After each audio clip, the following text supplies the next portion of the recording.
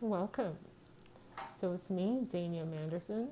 I'm so glad that you guys have tuned in to this broadcast. And the topic that we're dealing with today is how to deal with theft in your home.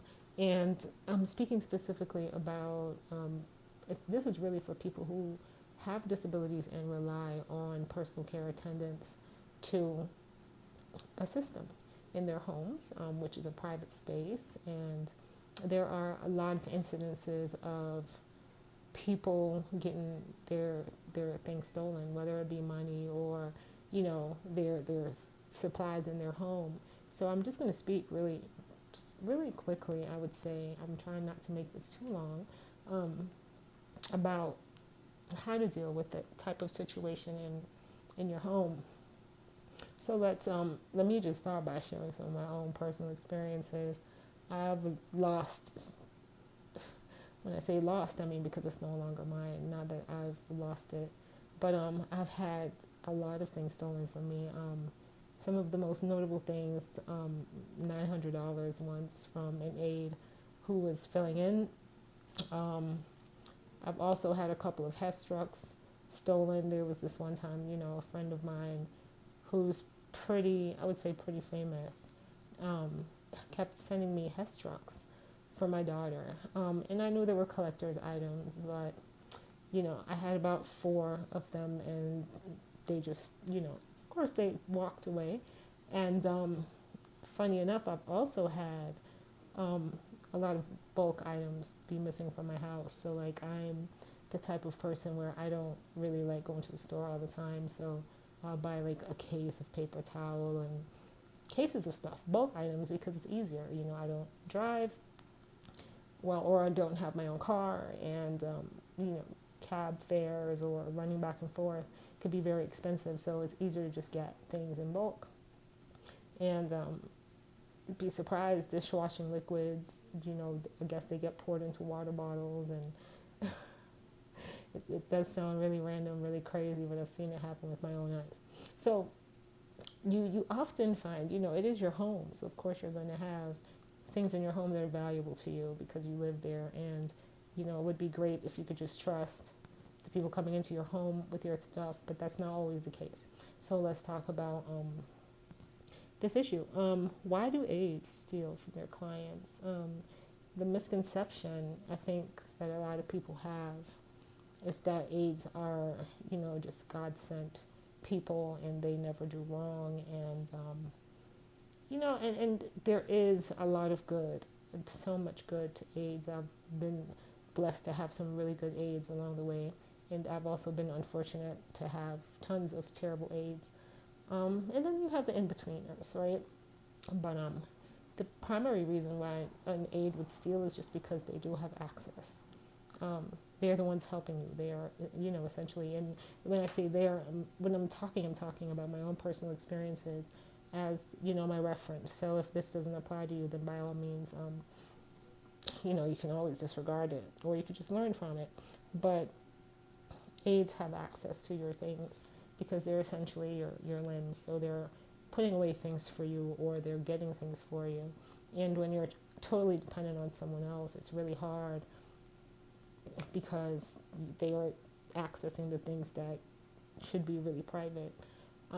There was this one situation of an aide who used to work with me for a little time, but she took a picture of her client's bank card, and she used it through the internet because, of course, you don't need a PIN number through the internet. So, having that access, you give your aide your card, or whatever the case may be, they're able to use it. You give them your PIN number because they have to get into your account to withdraw funds, or you give them your PIN number because they have to swipe.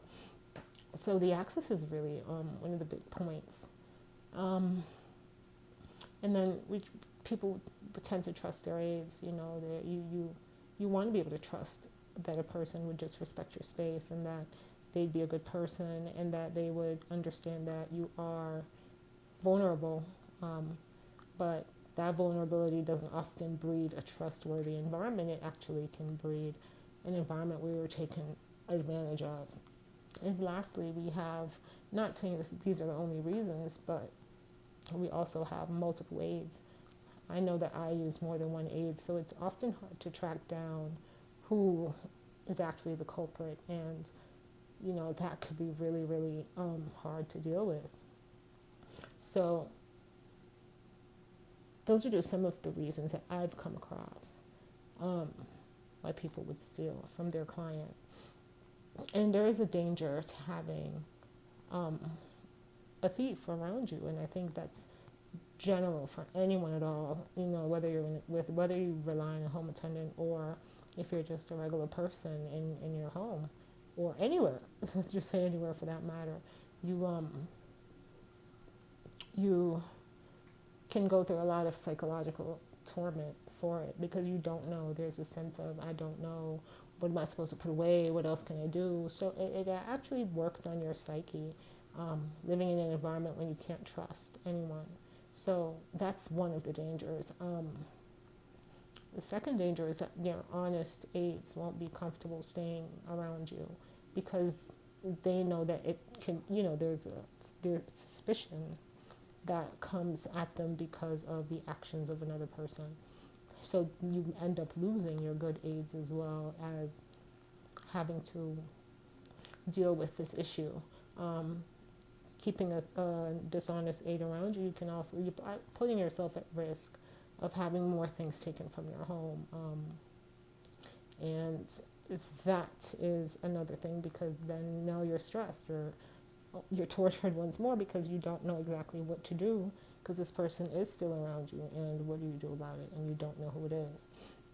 And lastly, there is usually no recourse.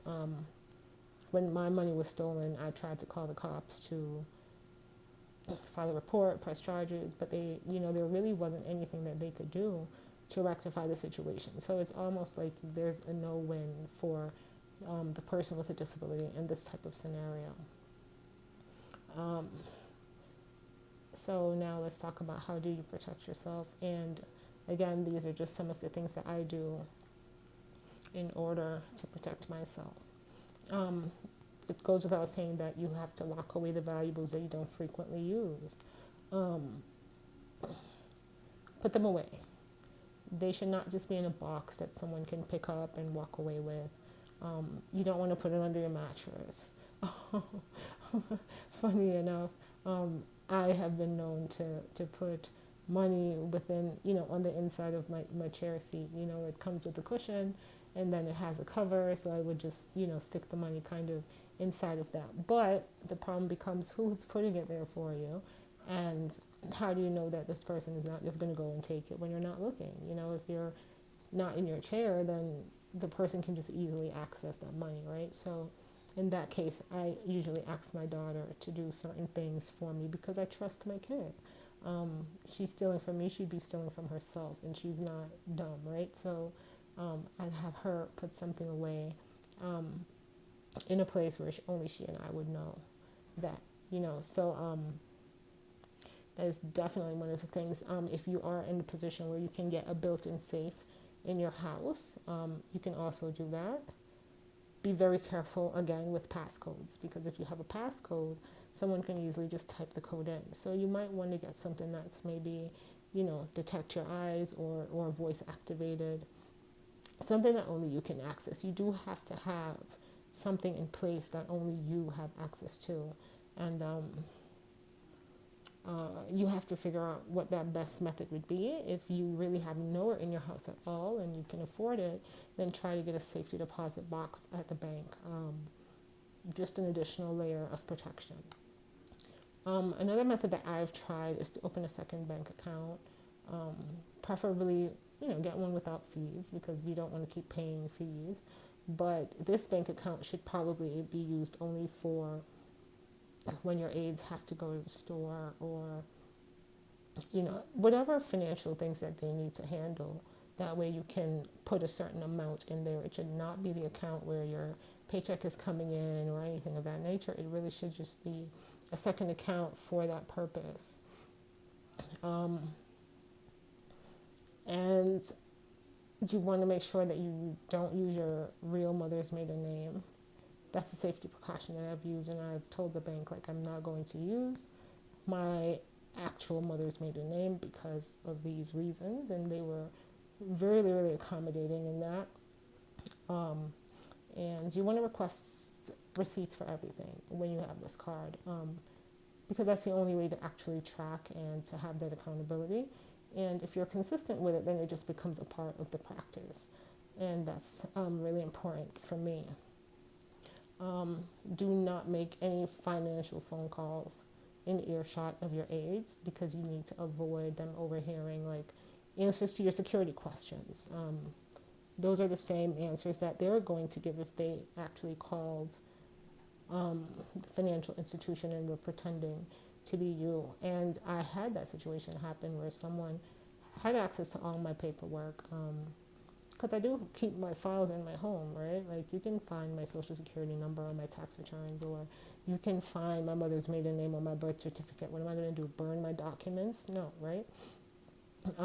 But you definitely want to switch up certain things, just to keep yourself safe. And the truth is, it comes down to it is trust no one. You don't have to automatically believe that someone is good for you, just on face value. You have to really use your power of discernment to be able to detect if something is going on. And as safe as you want to be with your own person, you want to be safe with your stuff as well. There are many other methods that can be used. These are just a few that I use. But of course, if you ever have any questions, or if you ever want to talk about your particular situation, you can always find me. And I will always be here to give you some guidance and some counsel, and what I would do in your situation. So don't be disheartened if you have gotten your things stolen. Just try to be more diligent in the future. Remember, these are your items and they're important to you, and you have to guard them with your life, essentially. But come up with ways to safeguard yourself and your possessions. And I love you guys. Bye bye.